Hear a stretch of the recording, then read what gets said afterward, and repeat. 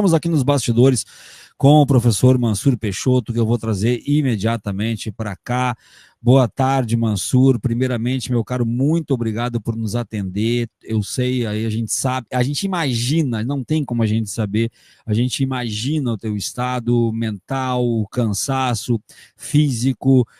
Eu passei esses dias todos conversando aqui com a comunidade, dizendo que eu te mandava mensagens, às vezes tu respondia, em alguns momentos não respondia. Depois eu passei a ficar muito tenso quando parei de ter respostas. Aí falei com a tua esposa, que disse que tu entraria em contato quando chegasse. Nós estávamos, e a comunidade perguntando muito sobre ti também nesses dias, muito preocupados. Então eu queria dizer que é uma felicidade muito grande, uma alegria muito grande estar aqui dividindo a tela contigo, porque foi a primeira pessoa que eu me preocupei em relação a isso, pelo carinho, pela admiração que tenho por ti.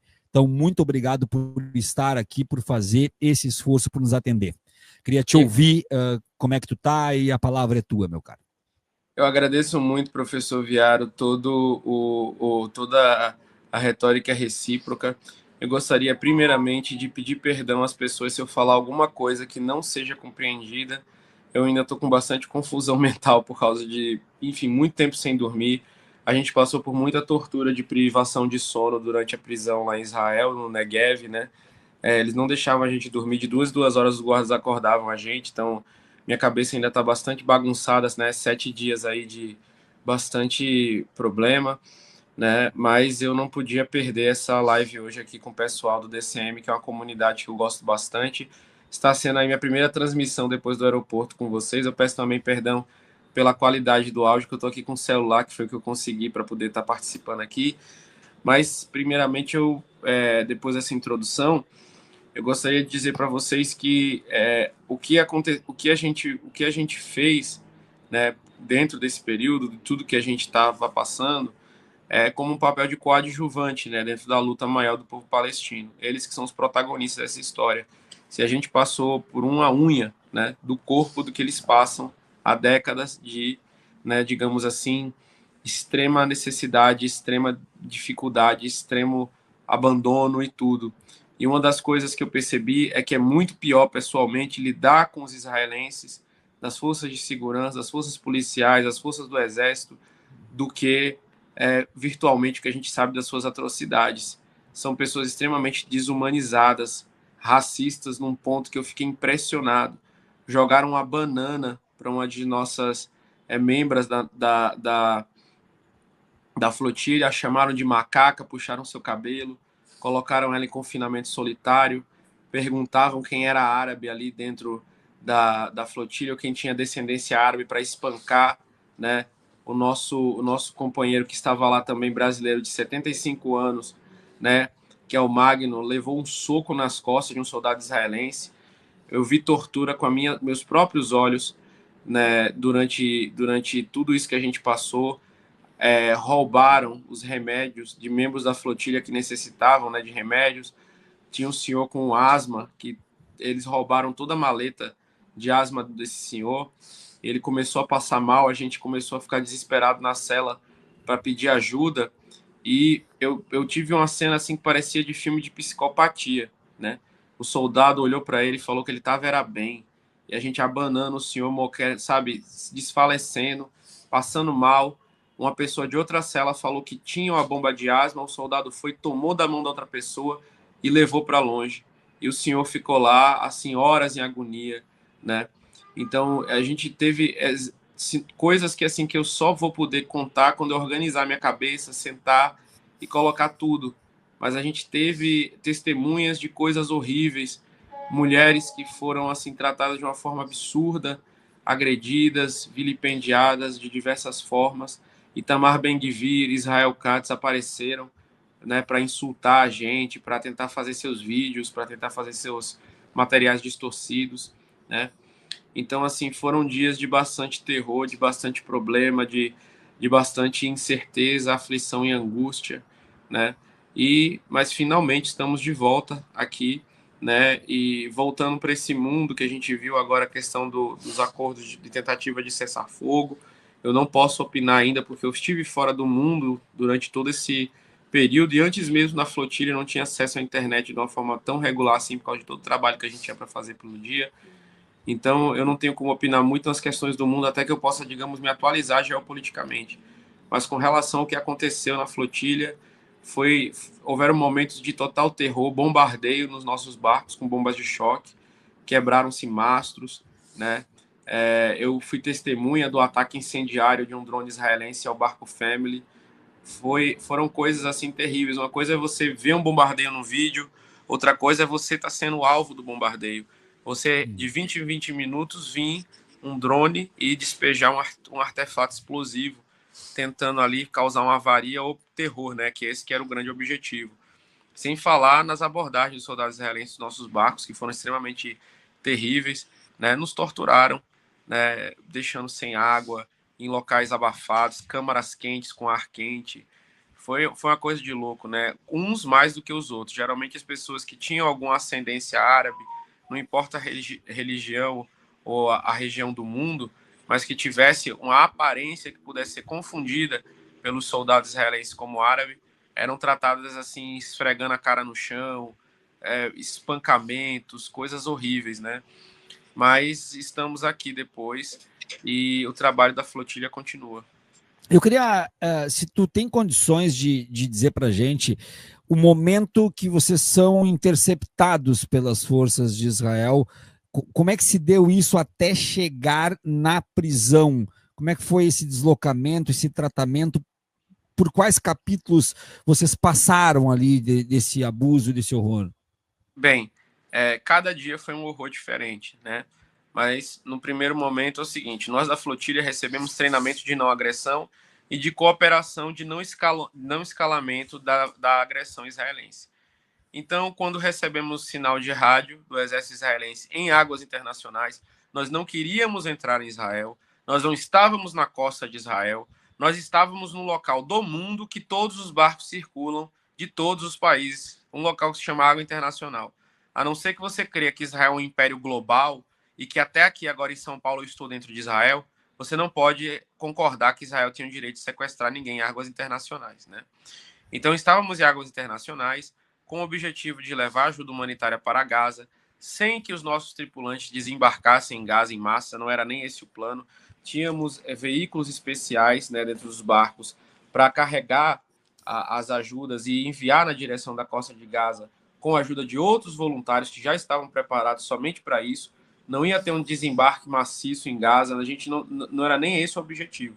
Era levar a ajuda humanitária em embarcações pequenas especiais, né, os famosos dinghies, né, que a gente chama na linguagem marítima, para Gaza.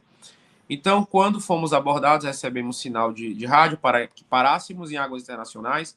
Não poderíamos continuar, né, porque não estávamos dentro do território israelense, mas mesmo assim, para não escalar a violência, paramos o nosso barco, levantamos as mãos, dissemos em voz alta que os comandos israelenses, de noite, com seus barcos apontando armas para nós, lançando canhões de água, né, para que podiam derrubar qualquer pessoa ali naqueles nossos barcos e matar afogada, né, no mar aberto, estávamos em alto mar, que eles podiam entrar e verificar tudo.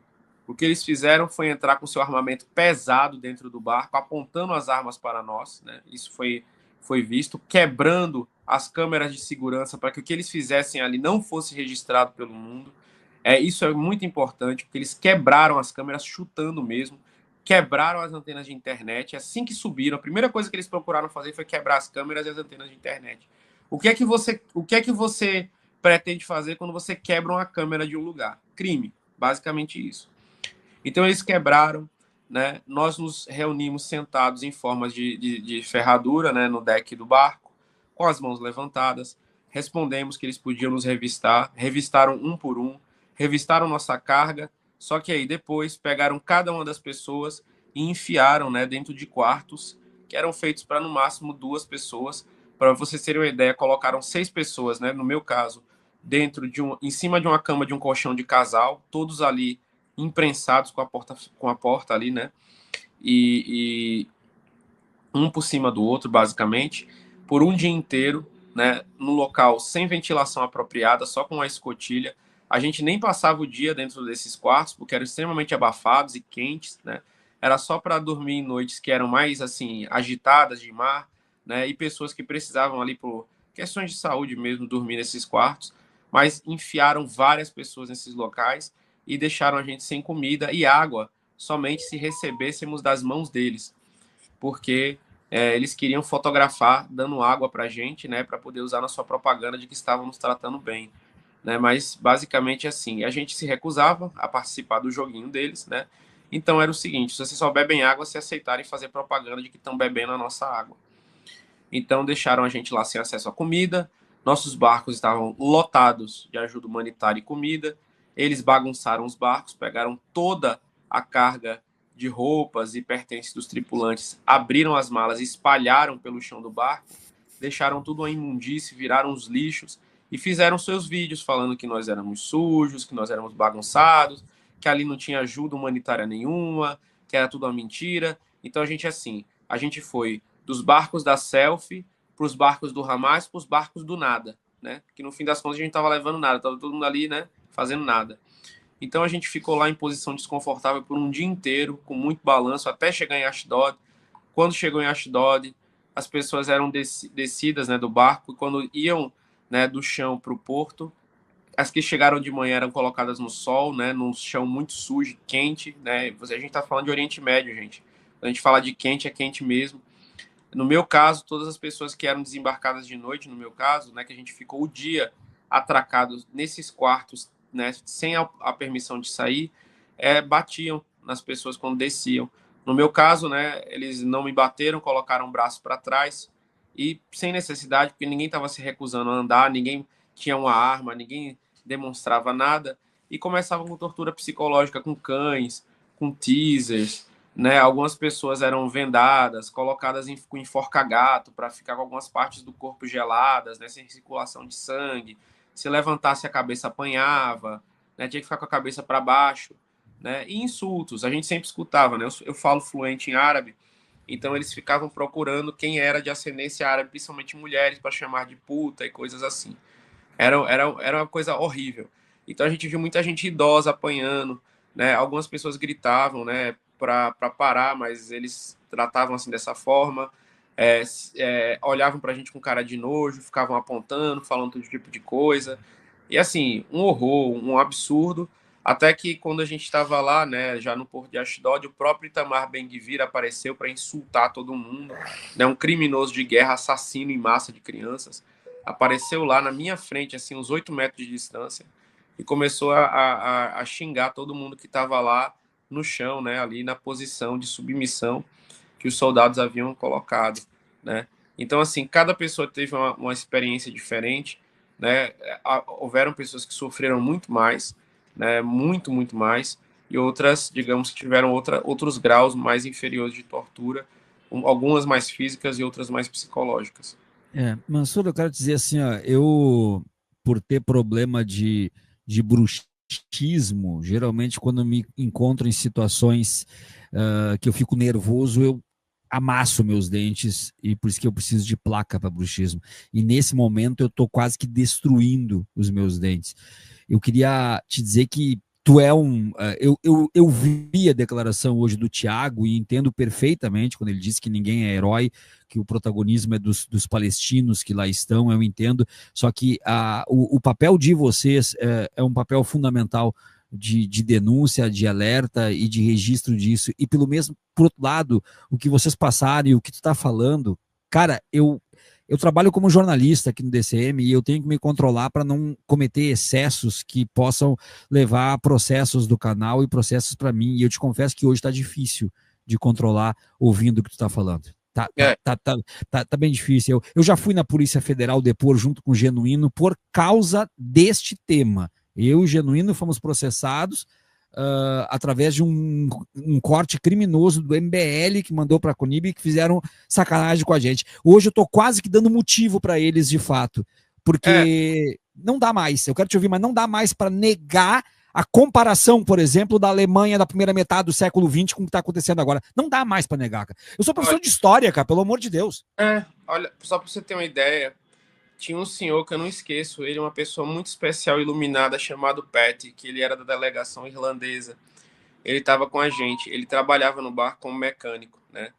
Mais uma vez, as pessoas que tinham problemas de saúde, elas estavam com um barco-hospital na nossa missão, com uma ambulância de barco, todas com todos os seus remédios. Ninguém teve doença de ter que ser internado em massa durante o período. Ou seja, todos tinham condições de ir, executar a missão e voltar. Porém, esses problemas começaram quando os seus remédios foram roubados. Pat tinha um problema de diabetes. Deixaram ele 4 dias sem insulina. E a gente, batendo nas portas, pedindo, trouxeram a aspirina para eles e disseram: veja como Israel é bom. E deram para ele. Colocavam música triste no máximo volume por horas nos corredores para que a gente entrasse em depressão.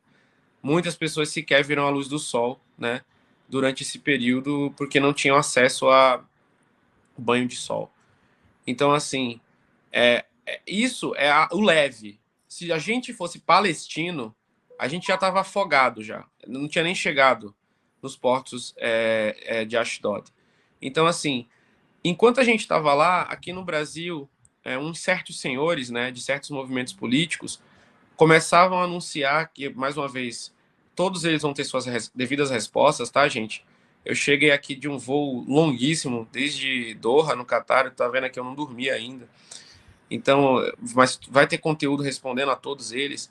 Começaram a dizer que nossa flotilha era enviada pelo Hamas aqui no Brasil, enviada por isso. Quando você fala que uma flotilha é enviada pelo Hamas, ela é do Hamas, você está anunciando que seus membros...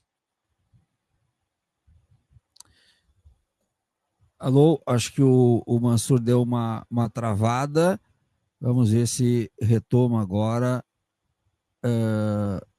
Perdemos o sinal, agora voltou. Aí, voltou. Ok. Deu uma travada, mas voltou, Mansur. Alô? Não, travou de novo. Infelizmente, vamos aqui aguardar. Acho que agora voltou. Voltou. Aí. Voltou? Então, assim, estes Voltou. senhores fizeram campanhas falando que a flotilha era do Hamas. Quando você diz aqui no Brasil que a flotilha é do Hamas, você está criando consenso para que a gente seja tratado como o Hamas é tratado. Como é que é? Com execução, com explosões sumárias. Então, houveram pessoas aqui que arquitetaram consenso para a nossa morte aqui no Brasil. Entendeu? Pessoas que criaram consenso midiático para que eu fosse executado, minha esposa se tornasse viúva e meus filhos órfãos, né?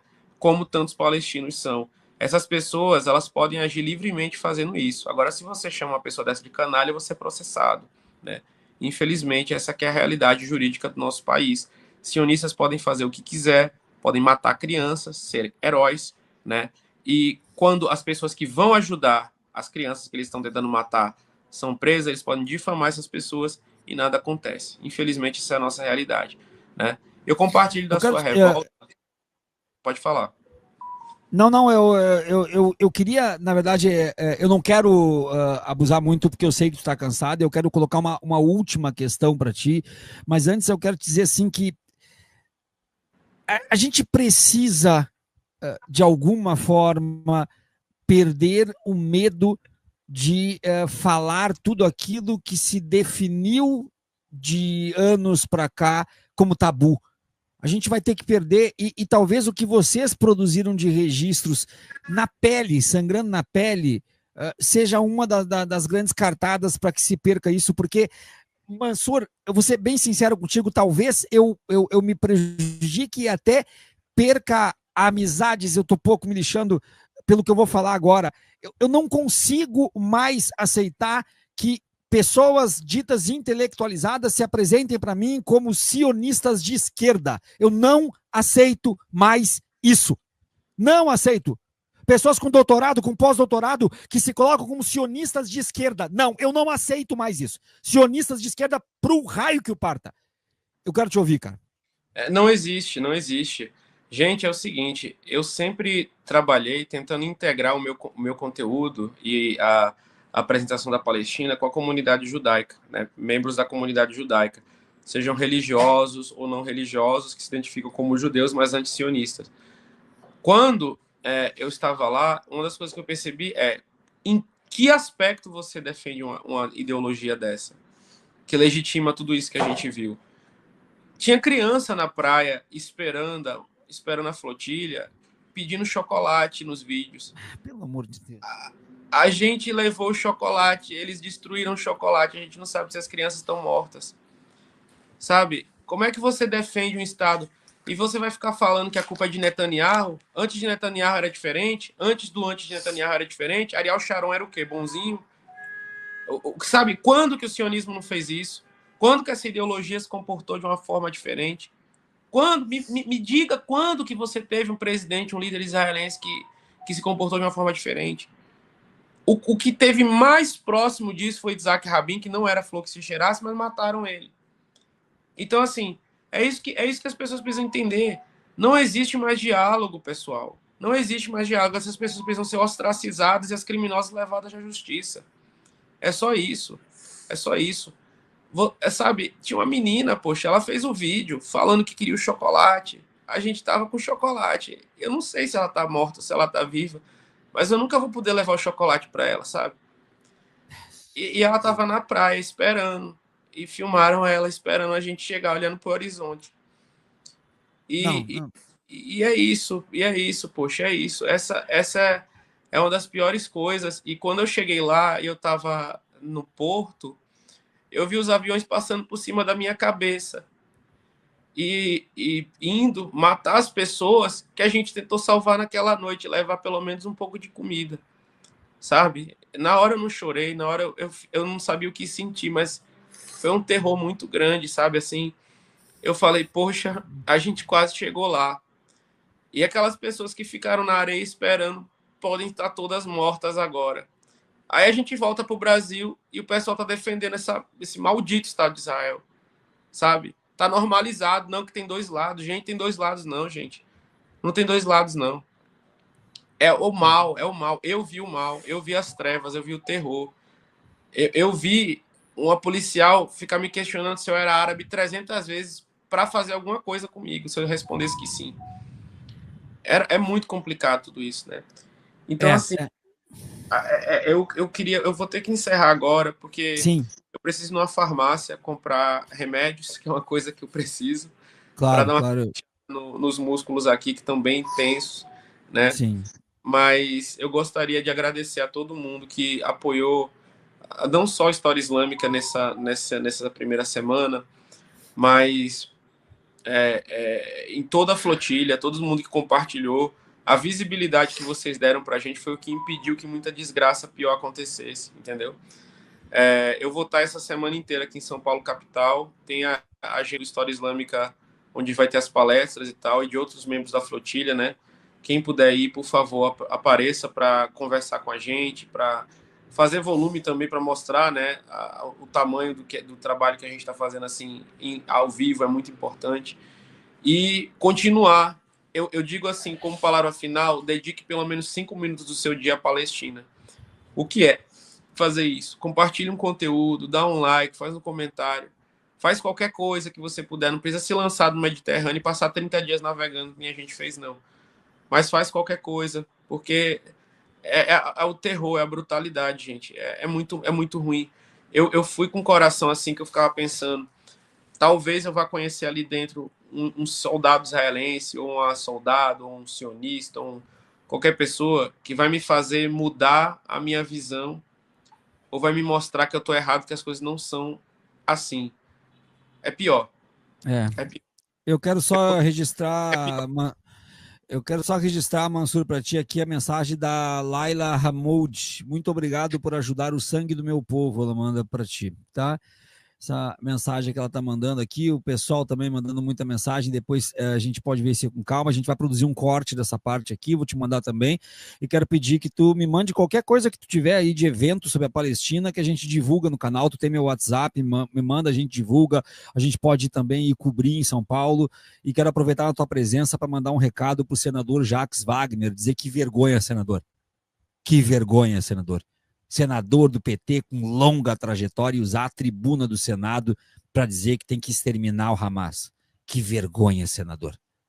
É isso que eu queria dizer. Exatamente, né? É o seguinte, é o que eu falo. Olha, você tem que terminar o Hamas, porque o Hamas entra, o Hamas sequestra, o Hamas mata. Então tem que se terminar o Estado de Israel. Tem que terminar o Estado de Israel, porque assim, o Estado de Exatamente. Israel é criado 37 anos antes do Hamas, sabe? É ridículo, é ridículo. É dizer assim que o grupo terrorista Irgun, Lehi, Haganah se unem, são legitimados pelos Estados Unidos, não é mais terrorista. Porque usa o nome de IDF. Tá entendendo? É ridículo. Essas pessoas são obtusas e se rendem a qualquer pressãozinha. É ridículo, é ridículo. É. Mas enfim, Obrigado, muito obrigado, meu caro. obrigado. Tá? Obrigado, professor. Tenha uma excelente semana, viu? Vou tentar dar uma descansada agora e comprar uns remédios. Descansa. Tamo junto, meu caro. Fica firme aí. Um abraço. Tchau, tchau.